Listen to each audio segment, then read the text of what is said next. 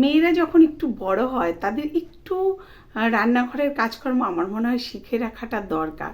আর শিখে না রাখলে যে কতটা ঝামেলায় পড়তে হয় সেটা নিয়েই আজকে কিছু কথা বলবো আমি বন্ধুদেরকে।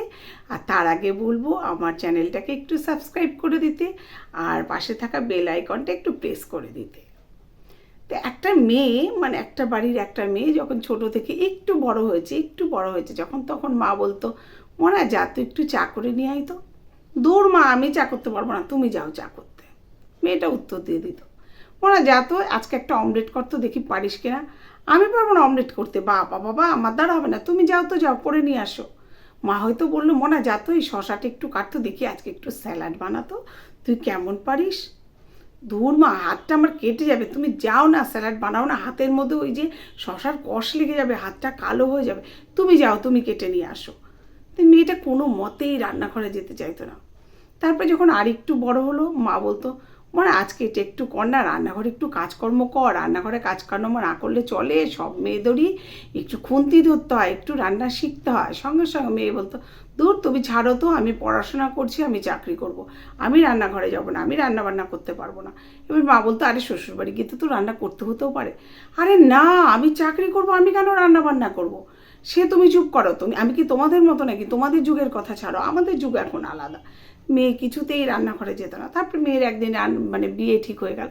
তখন তখন মেয়ে চাকরিও পেয়ে গেছে, বিয়েও ঠিক হয়ে গেল। মা বললো, নে এবার তো চাকরি পেয়েছিস আর এবার তোর বিয়েও ঠিক হয়েছে, তুই একটু রান্না শেখ, শ্বশুরবাড়ি থেকে একটু রান্না লাগে প্রয়োজন, নইলে হয় না।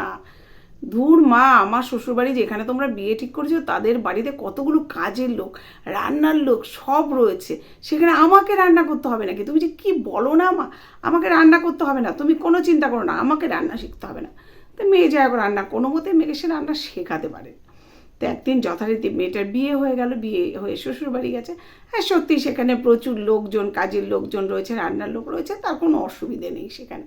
তো একদিন কি হয়েছে, তার হাজব্যান্ড চলে গেছে অফিসে, তার শাশুড়ি বাড়িতে নেই, সেদিন সে বেড়াতে গেছে। আর হাজব্যান্ড ও মানে অফিসের কাজে সে বাইরে গেছে।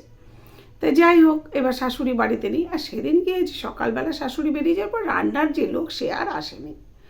তো এবার মেয়েটা ভাবছি, রান্নার লোক এলো না, তাহলে এখন কি হবে, কি করে সে রান্না করবে। সে কোনো মতে, সে তো গ্যাসই ধরাতে পারবে না, সে কোনো মতেই রান্না কিছু করতে পারেনি, গ্যাসই ধরাতে পারেনি।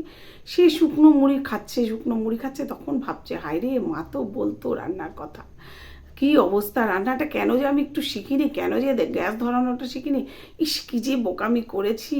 সে তখন এইটা শুধু ভাবছে পুরোনো দিনের কথা, যে মায়ের কথা আমি কেন শুনিনি।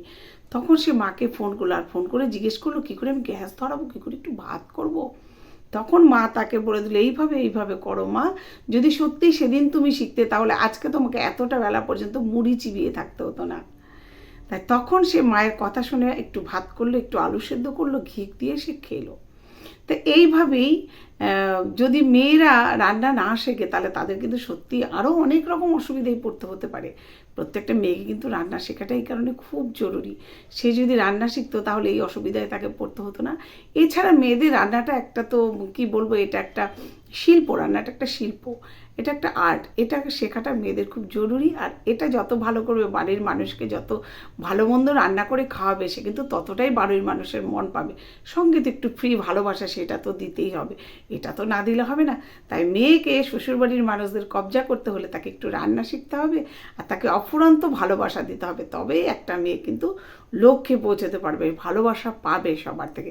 সেই কারণে আমি বলবো, প্রত্যেকটা মেয়েকে কিন্তু রান্নাটা শেখা খুব জরুরি, রান্নাটা শিখতেই হয়।